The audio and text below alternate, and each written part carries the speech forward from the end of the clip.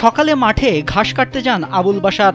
এ সময় তাকে বিষধর সাপ কামড়ায়, কিন্তু বিষয়টি গুরুত্ব না দিয়ে তিনি দীর্ঘ সময় কাজ চালিয়ে যান। পরে শারীরিক অবস্থার অবনতি হলে পরিবারের সদস্যরা পার্শ্ববর্তী ইউনিয়নের এক কবিরাজকে ডাকেন। কবিরাজ এসে শক্ত করে বাঁধন দিয়ে ৩ দফা ঝাড়ফুঁক করেন। পরে বাঁধন খোলার পরপরই আবুল বাশার অচেতন হয়ে পড়েন। পরিস্থিতি গুরুতর হলে তাকে দ্রুত পার্শ্ববর্তী স্বাস্থ্য কমপ্লেক্সে নিয়ে গেলে কর্তব্যরত চিকিৎসক আবুল বাশারকে মৃত ঘোষণা করেন। পটুয়াখালীর গলাচিপা উপজেলার চর কাজল ইউনিয়নের ছোট চর কাজল গ্রামে এ ঘটনা ঘটে।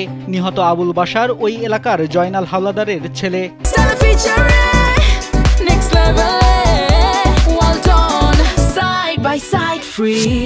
এ বিষয়ে গলাচিপা উপজেলা স্বাস্থ্য কমপ্লেক্সের চিকিৎসকরা জানান, সাপে কামড় দিলে যত দ্রুত সম্ভব রোগীকে সরকারি হাসপাতালে নিয়ে আসা উচিত। বাংলাদেশে প্রায় ৯৫% সাপ বিষহীন হলেও অবশিষ্ট ৫% সাপ মারাত্মক বিষাক্ত। সময় মতো হাসপাতালে নিয়ে এলে অ্যান্টিভেনম প্রয়োগ করে রোগীর জীবন বাঁচানো সম্ভব। দুর্ভাগ্যজনকভাবে অনেকে এখনও কবিরাজ বা ওঝার কাছে নিয়ে গিয়ে সময় নষ্ট করেন, যা প্রাণঘাতী হয়।